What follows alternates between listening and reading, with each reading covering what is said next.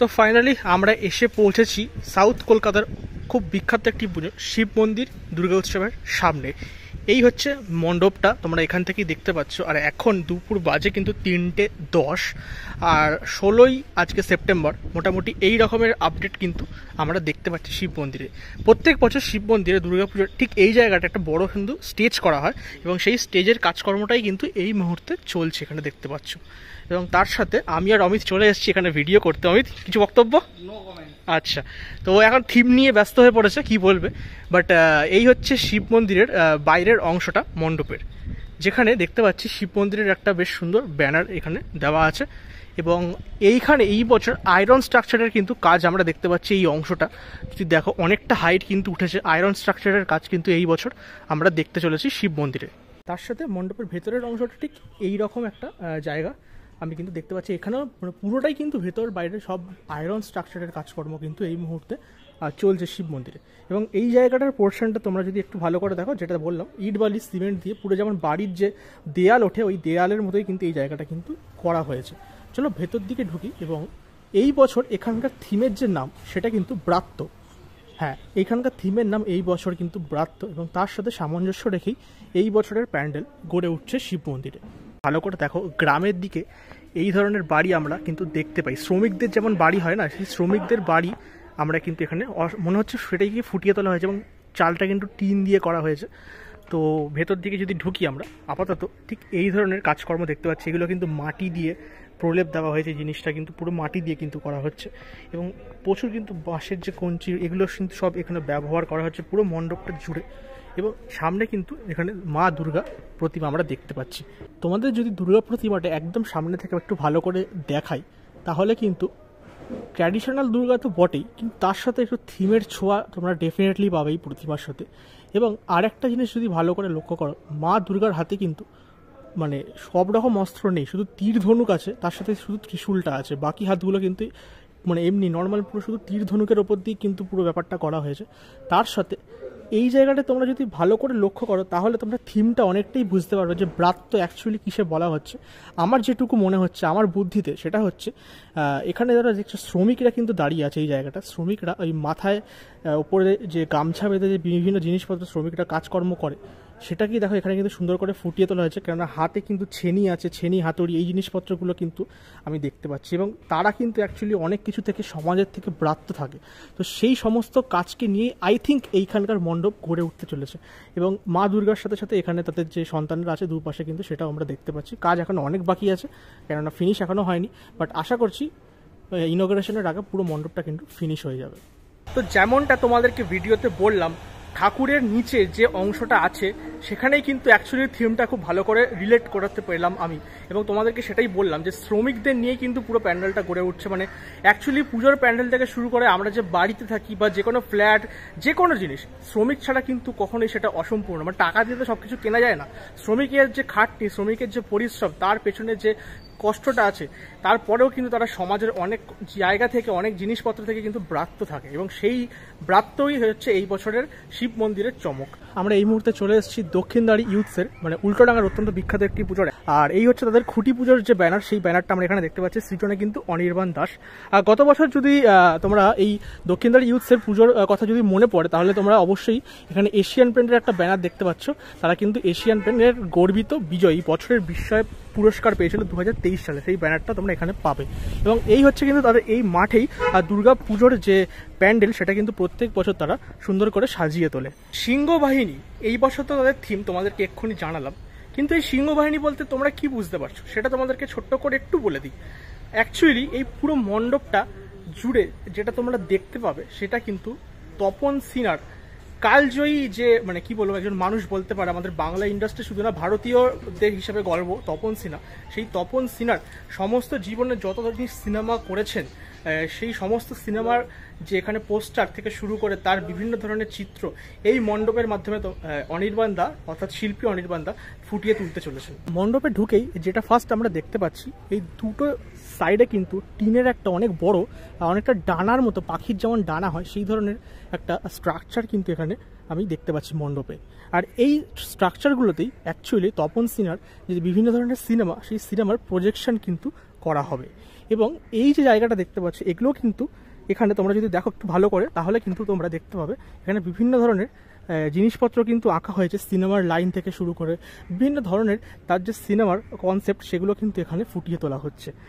চিত্র পরিচালক তপন সিনহার এবছর 100 বছর, 2রা অক্টোবর ওনার জন্মদিন, মহালয়ার দিন উনি 100 বছরে পড়বেন। তাই এবছরের এই পুজো মণ্ডপের চারিদিকে ছড়িয়ে আছে তপন সিংহের ছবি, তপন সিংহের ছবির খণ্ডদৃশ্য, সিনেমা সেট, পোস্টার, সব কিছু। আর মণ্ডপের একদম মিডল পোর্শনে এইরকম একটা কিন্তু স্ট্রাকচার তোমরা দেখতে পাবে পুজোর সময়। এবং এই স্ট্রাকচারটা তোমরা যদি একটু ভালো করে লক্ষ্য করো, অ্যাকচুয়ালি যে সিনেমা যে রিল হয় সেই রিলের মতো কিন্তু ব্যাপারটা কিন্তু এখানে করা হয়েছে। এবং তার সাথে মাঝখানে মাঝখানে কিন্তু তপন সিনহার বিভিন্ন সিনেমার কিন্তু হিন্দি থেকে শুরু করে বাংলা সমস্ত সিনেমার এখানে কিন্তু পোস্টার দেওয়া হয়েছে। তো পুরোপুরি তপন সিনহাকে ট্রিবিউট দেওয়া হয়েছে, এটা বলা যেতে পারে। তার 100 বছর পূরণ হতে চলেছে এই বছর মহালয়ার দিন, অর্থাৎ 2রা অক্টোবর। মণ্ডপের এই দিকে যদি তোমরা ওয়ালটা দেখো, অ্যাকচুয়ালি কিন্তু তপন সিনহা তিনি কিন্তু ডাক টিকিটেও মানে তাকে ভূষিত করা হয়েছিল, সেই সম্মানটা তাকে দেওয়া হয়েছিল, ডাক টিকিটে তার ছবি ছিল। এবং তার সাথে তিনি কিন্তু আমাদের বাংলা থেকে শুরু করে সমস্ত ইন্ডাস্ট্রির যত টপ লেভেলের সেলিব্রিটি আছে, উত্তম কুমার থেকে শুরু করেন আমাদের ভানু বন্দ্যোপাধ্যায় থেকে প্রত্যেকে অনেকেই আছেন, সেই সবার সাথে কিন্তু তিনি কাজ করেছেন। এবং সেই ওয়ালটা এটা হল অফ ফেম বলা যেতে পারে, সেই হল অফ ফেমে কিন্তু এই পুরো ওয়ালটা কিন্তু করা হয়েছে। মানে সত্যি ইন্টারেস্টিং, একদম দারুণ ব্যাপার। এবং সেই ডাক টিকিটের যে সম্মান তিনি পেয়েছিলেন সেটা কিন্তু এখানে মানে ফুটিয়ে তোলা হয়েছে, বেশ ইন্টারেস্টিং। এবং তার সাথে এখানে একটা বড় হুইল চেয়ার আছেন, সম্ভবত এইটাও কিন্তু অবশ্যই তারই জীবনের সাথে রিলেট, মানে অবশ্যই সে তার সিনেমা বলুন বা তার জীবনের সাথে কিন্তু এটাও কিন্তু রিলেটেড আছে। তো বেশ ইন্টারেস্টিং, বেশ কিছু আমি ট্যাক্সির বেশ কিছু পার্ট আমি দেখতে পাচ্ছি যেগুলো কিন্তু মানে অ্যাসেম্বল করা নেই, মানে অ্যাসেম্বল করার একটা ব্যাপার সেরকম চলছে আমি দেখতে পাচ্ছি। তো সব মিলিয়ে পুরো দক্ষিণদ্বার ইউথসের এই বছরের যে প্যান্ডেল সেটা কিন্তু দুর্ধর্ষ লাগছে দেখতে। আর ঠিক এই জায়গাটা কিন্তু মূল মণ্ডপ, মানে ঠাকুর এখানে কিন্তু বসবে। এবং সম্ভবত ঠাকুরটা তো ভেতরেই তৈরি হচ্ছে, বাট ঠাকুরটা এই ভিডিওতে তোমাদের দেখাতে পারবো না। আর এইটা কিন্তু অ্যাকচুয়ালি একটা হাতির যে মুখ বা হাতির সুর সেটাকেই কিন্তু এখানে করা হয়েছে। কারণ তপন সিনহা কিন্তু তার জীবনে তিনটে কিন্তু হাতি কেন্দ্রিক সিনেমা তিনি করেছেন। এক্স্যাক্ট নামগুলো এখন মনে পড়ছে না আমার, বাট তিনি কিন্তু 3টে এই ধরনের সিনেমা করেছেন যেখানে হাতিকে ব্যবহার করা হয়েছে। তাই জন্য মেন মণ্ডপটা অনির্বাণ দা কিন্তু সেটাকেই ট্রিবিউট দিয়েছে।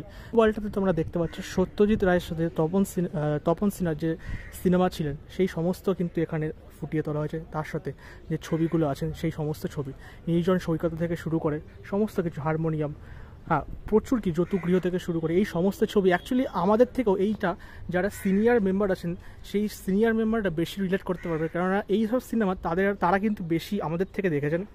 অবশ্যই আমরা কিন্তু কাবুলিওয়ালা দেখেছি, এই ধরনের কিছু কিছু সিনেমা আমরা তো অবশ্যই দেখেছি। হয়তো অনেক এমন সিনেমা দেখেছি যেগুলো হয়তো আমরা জানতাম, কিন্তু তপন সিনহার সিনেমা সেটা হয়তো জানতাম না। বাট সেই সমস্ত জিনিসগুলো কিন্তু বেশি যারা সিনিয়র মেম্বার আছেন, তারা কিন্তু বেশি রিলেট করতে পারবে এই প্যান্ডেলের সাথে।